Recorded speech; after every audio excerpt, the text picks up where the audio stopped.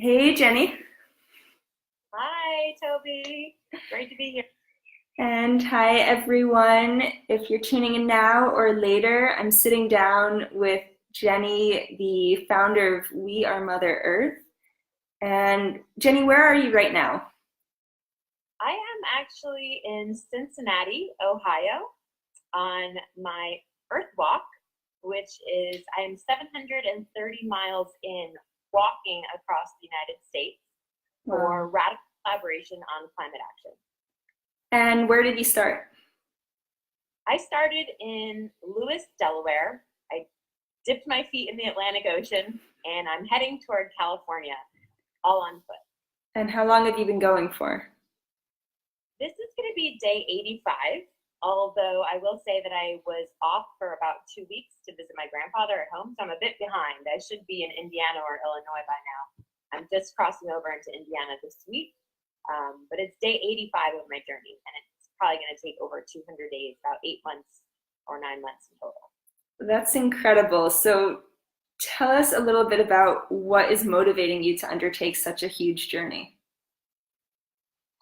So traditionally, walking across the United States of America has been seen as a way for people to raise awareness about a cause. It is an athletic feat that doesn't fall into a category of competition. It is, has been used in the past by peace walkers such as Peace Pilgrim to garner attention. And it's funny because a lot of people see me as an entertainer. They see my pink hair and they're like, "You're such an attention seeker." And I'm like, "You bet I am. I'm garnering it for a cause." And that cause is an organization called We Are Mother Earth.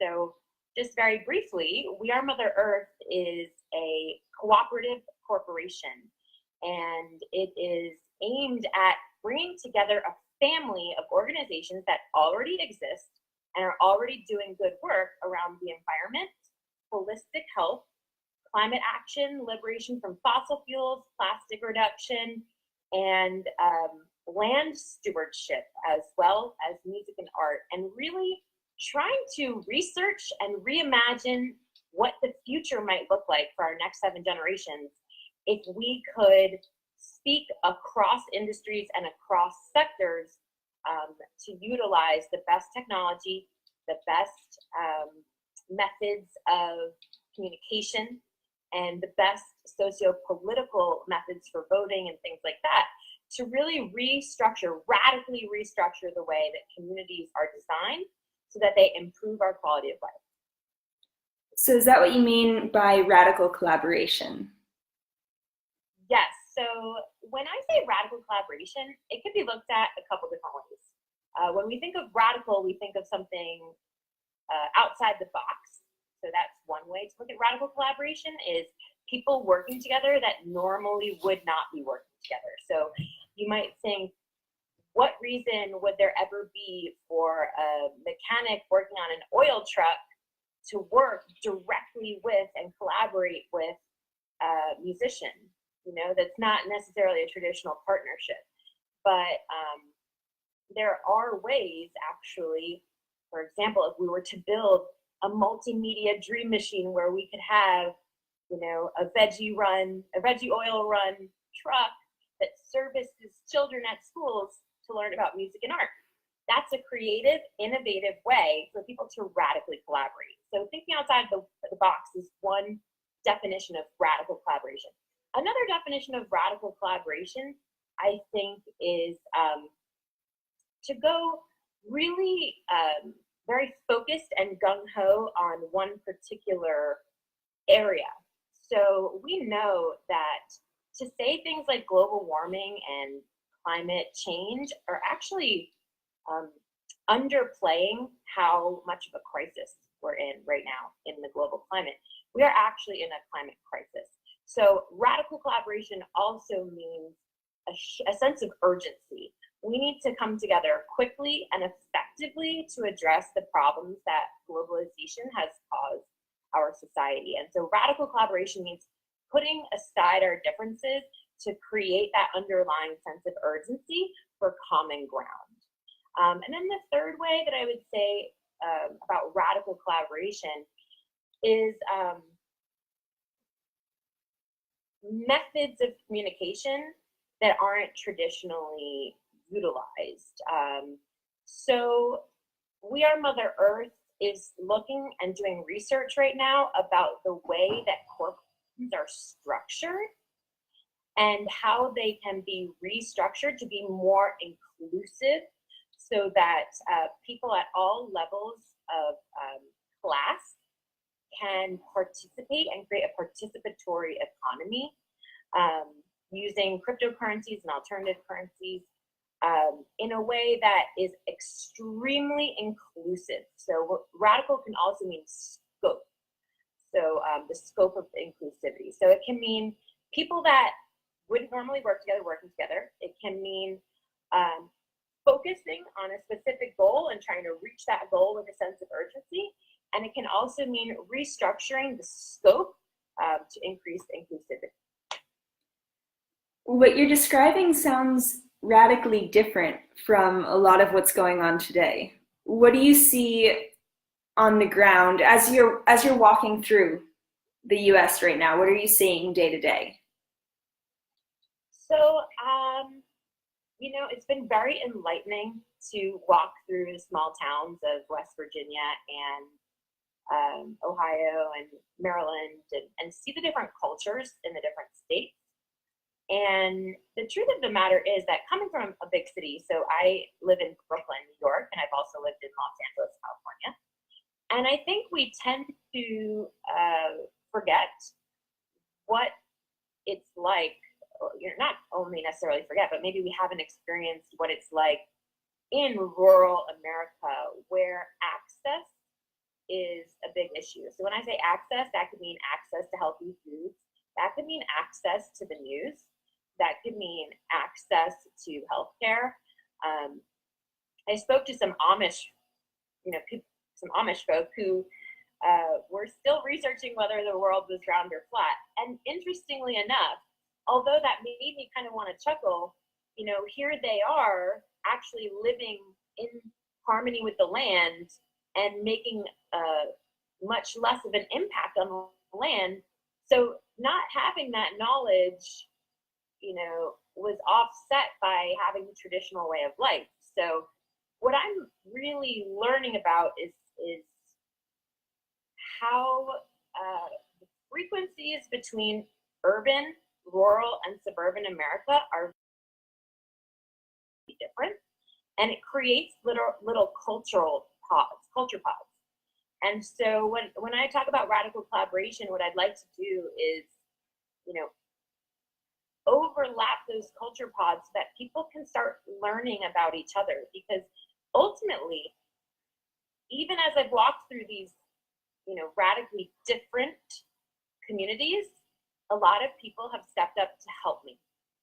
And that's the lesson. People helping people. They've stepped up to help me, to put me up, to give me food, to make sure that I had water and a place to sleep, made sure I had sunscreen if I was, clearly getting sunburned.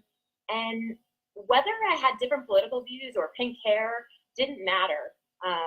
It was people helping people. So we have to break down those silos and overlap our values, our core values of people helping people. And I think that talking to one another, seeing one another face to face, even if it's through video chat, hearing each other's storytelling, we talked a lot about storytelling is so important, can break down the projection that we have of the other person and really bring it back to we are all one people. And it sounds so simple when you break it down that way. But I know, and we've talked about this a couple times prior to this call, so I know that your vision has a much wider scope than these 200 days of walking across the United States. So this is a jumping off point, is that right? Absolutely. Right now, all we really want to do with We Are Mother Earth is have people start to think about the fact that whether we're talking about our relationship with God, our relationship with our self-love, our creator, spirit, or even our relationship with our home and family, if we consider ourselves agnostic or atheist, it all comes down to what our habitat is and creating a habitat that we can survive and thrive. So when we say we are Mother Earth, what we're saying is that we as a species can't survive without Mother Earth, without nature prospering. We cannot prosper without Mother Nature prospering. And in that way, we are a part of her. And it sounds a little bit spiritual. Maybe some people would say it's hippie, new age. But the bottom line is that if you've ever done any outdoor activity, even if it's, dirt bike riding, the middle America loves to like ride dirt bikes and motorcycles, and they hunt and they game, but they understand as well that that's a part of the cycle of life. And in the city, sometimes we can get detached from nature, I think. And so the goal is to really understand that politics aside, economics aside, the one place where we can all say that we share is our Earth as the habitat for which we need to live. And if we can just start promoting that message as the point of minimal agreement in Congress, in our policymaking, in our nonprofit funding, in our for-profit investments, that we need to focus on creating a prosperous habitat, and that is something that everybody can agree on: clean water, clean air, and renewable energy. That's a really good starting place, and let's just start there. So Jenny, we've had a couple of conversations and discovered so many wonderful layers of synergy between what you're working on and what NuMundo does. And I'm wondering if you could summarize the role that you see NuMundo playing in this future vision. Sure. So first of all, for anyone that's watching, Toby and I have had a couple of conversations already, and I really admire her in her role as head storyteller at NuMundo, and I really admire what NuMundo is doing, and as well as how quickly they've been able to scale with the impact centers all over the world. So what I see NuMundo doing is basically creating the helix and the web from which other organizations and leaders in the industries of renewable technology, alternative building, alternative currency, holistic health can enter into the orbit. So the fact that NuMundo has already built an infrastructure through which they're working with indigenous people on the ground in the local communities all over the world who have the expertise in those communities, as well as bringing in leaders from the United States, from other countries, to augment and supplement the knowledge base, is an exceptional infrastructure from which to start imagining what's possible. So, Jenny, can I interrupt you for 1 second to turn your video? Oh, sure. Did it turn when it turned itself over. I'm not sure when. Sorry, that's what I was trying to get it to do earlier. Is that better? Perfect. Okay. So for me, I envision a very large trust of land that serves as an asset-backed foundation, such as, we used to think gold was the foundation for our dollar. So if we think that prosperous, healthy soil and land can be the foundation for our economy, then NuMundo has already identified and is already working with the communities that are well positioned to take on building from the ground up those impact centers, again, that can create like a spark plug for others to come to. And yeah, hopefully that answered the question. Completely. And I just want to say that I and NuMundo feel so excited about the vision that you have and completely resonate with the role that you see us playing in that. And we're really so happy to be following along your journey and sharing just a little bit about it today with our community. Unfortunately, we're out of time, but for anyone watching this or tuning in later, you can learn more about We Are Mother Earth. The link is in the description to this video. You can follow along and donate. There's a link to their fundraiser on Facebook in the description to this video. There's more information at all of the links that you'll find there. So, go do more research, reach out to Jenny, support this project. And Jenny, thank you so much for your time. No problem. The last thing I just want to say real quick is that this vision is not just my vision. This is a vision that's been co-created. I want to say a huge thank you to John Lee Rucker, who was my partner, and he had the idea for We Are Mother Earth, and I kind of took it to the next step. So John Lee Rucker, huge thank you. And this is a co-creation. NuMundo is a part. We've got lots of other organizations. So if you think your organization fits in the bill, please reach out to us through our website and contact us. And thank you, Toby, so much for giving me the spot to talk about We Are Mother Earth and Earth Walk 2019. Thank you, Jenny, and thank you everyone for hanging out with us. See you soon.